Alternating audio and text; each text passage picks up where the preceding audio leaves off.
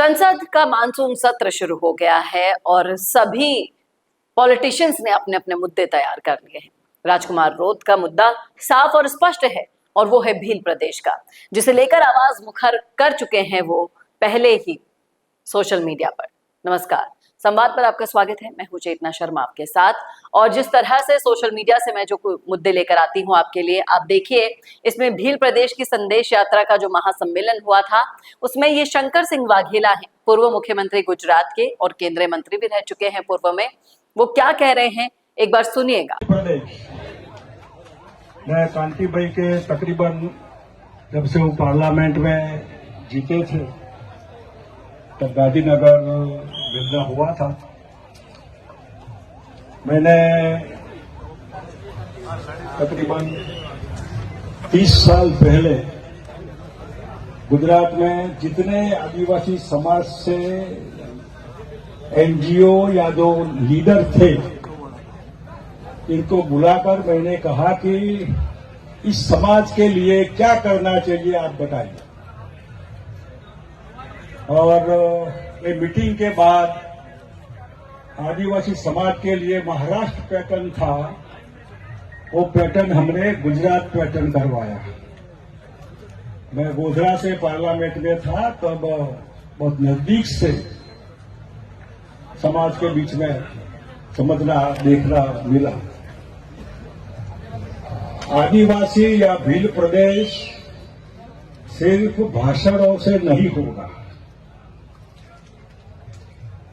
आदिवासी समाज खुद मांगे वो अलग बात है, लेकिन और किसी का समर्थन हो, इसका मतलब कि आपकी बात में दम है और हम ये समझकर कि जरूरी है भील प्रदेश, इसलिए पूरा सपोर्ट करना है। जिसको जो मानना है वो माने। मैं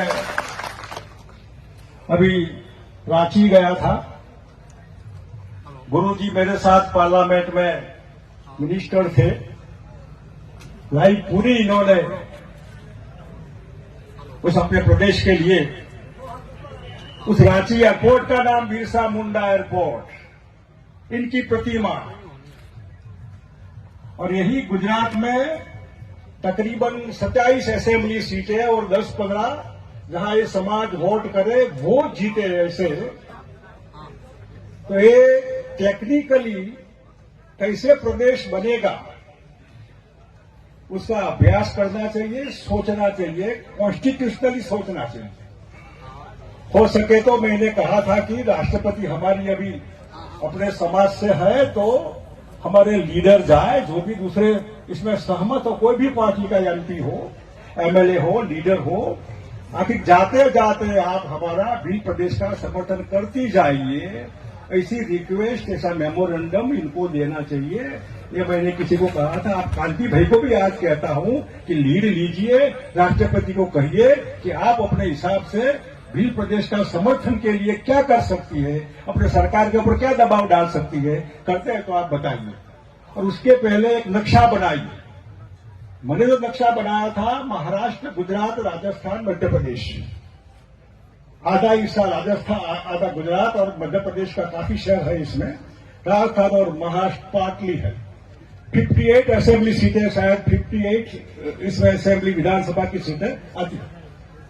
ये जो नक्शा है उसको हर असेंबली, 4 राज्य है, राजस्थान, गुजरात, महाराष्ट्र, असेंबली में के इसका प्रस्ताव पास हो, इसका प्रस्ताव पास हो। हम ये राज्य, हमारी असेंबली भील प्रदेश के लिए समर्थन करती है, राष्ट्रपति को भेजे, भारत सरकार को भेजे, 4 राज्य की सरकार भेजे, दूसरे भी भेजे। अगर हमको समर्थन नहीं करेंगे तो हमारा समर्थन भी आपको नहीं मिलेगा, ऐसा अंडरलाइन करके कहना चाहिए कि हमारा समर्थन भी नहीं है। और कौन है ये आज सबसे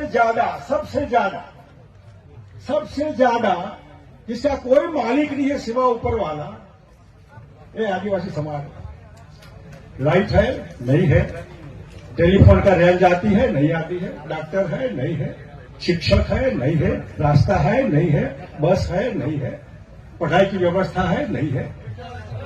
अरे सब इंसान है, हमारे भाई है। इनको प्रेम से सबसे छोटे हैं, इस देश के रियल मालिक है, इन्होंने संस्कृति बचाई है, इन्होंने जंगल बचाया, इन्होंने पानी बचाया। इनको लूटने की कोशिश मत करिए। और इसलिए मैं जो समर्थन करता हूं इंसानियत के नाते कि आप इतनी सरकार की समझ नहीं है कि आपका ध्यान रखें। देखिए, जो माँ बाप भी होते हैं हमारे, कहीं शहर में जाते हैं और अपने बच्चों के लिए कुछ लाते हैं खाने के लिए, चॉकलेट लाए, चुरमुरा लाए, ये लिए, मिठाई लाए। जब माँ घर में आएगी तो सब बच्चे लगे माँ आई, कुछ शहर से कुछ लाई। तो माँ जो होगी सबसे छोटे बच्चे को अपने पास बैठाएगी, दूसरों को थोड़ा थोड़ा देगी, छोटे के लिए ज्यादा रखेगी, और छोटा जब तक खा न ले तब तक पूरा ध्यान रखेगी। अगर माँ ने भी थोड़ा छोड़ दिया छूटा, वही बड़ा लड़का भटक जाएगा। ये छोटा बच्चा है, ममता, माँ की ममता सरकार होती है तो माँ बाप होती है। सरकार की ममता ऐसी चाहिए हमारे लिए कि हमको पूरा समझकर इनको स्पेशल ध्यान देना है।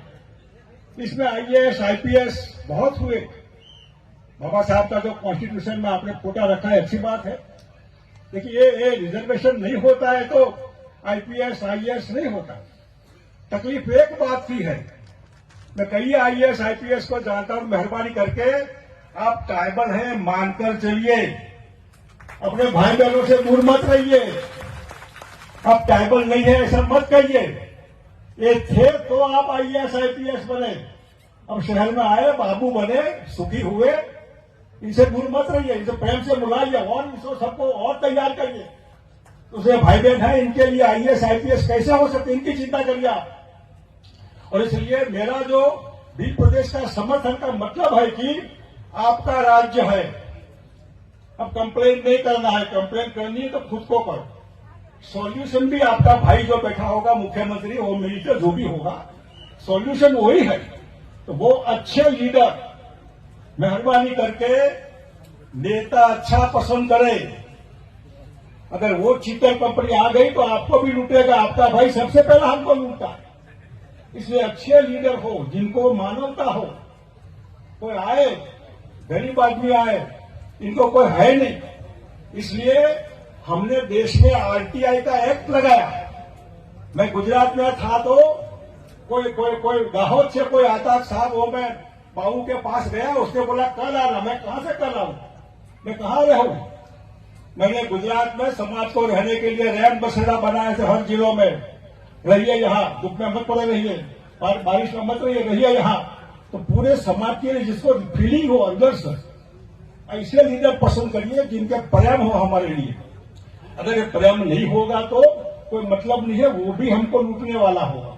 ये अच्छे लीडर, अच्छे आगेवान, और मैं मानकर चलता हूं कि आपको 2027 है, 29 आएगा, उसके पहले ऐसी कोशिश हो कि भील प्रदेश का एक कॉन्स्टिट्यूशन में अलग राज्य बने, झारखंड बना, ऐसा ही भील प्रदेश बना। यही बातों के साथ आप सबको मैंने जय जोहार कहकर मेरी बात पूरी करता हूं। जय जोहार। बहुत बहुत धन्यवाद। तो देखा आपने किस तरह से जो राज्य सरकार भील प्रदेश का समर्थन नहीं कर रही है, फिर चाहे से वो राजस्थान हो, मध्य प्रदेश हो, गुजरात हो, महाराष्ट्र हो, वो केंद्र सरकार को समर्थन करे, भेजे भील प्रदेश के लिए।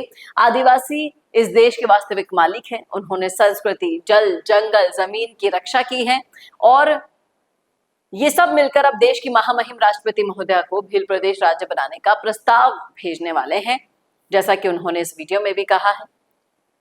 कुछ लोग यहाँ पर इन्हें और भी सुझाव दे रहे हैं। कुछ लोग कह रहे हैं कि चारों राज्यों में बाप की सरकार बनाओ, फिर भील प्रदेश तो क्या, रिपब्लिक ऑफ भील कंट्री भी बना लोगे।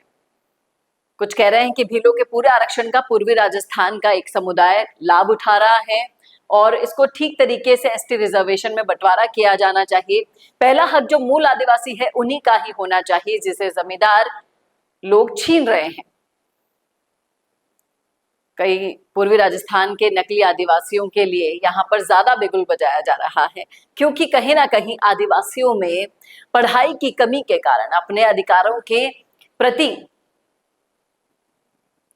कोई जागरूकता नहीं होने के कारण उनके अधिकार उनसे छिनते गए। अब चाहकर भी जब वो वापस लेना चाहें तो नहीं मिल पा रहे हैं। देखना वाकई में दिलचस्प होगा कि इस मुद्दे को किस तरह से राजकुमार रोध संसद में उठाते हैं और क्या महामहिम राष्ट्रपति इस मुद्दे की ओर अपना ध्यान आकर्षित कर पाएंगे। क्या कहना है आपका, रखिएगा राय जरूर कमेंट बॉक्स में। कैसा लगा वीडियो बताना ना भूलेगा और ऐसे वीडियोस के लिए देखते रहिए राजस्थान संवाद। नमस्कार।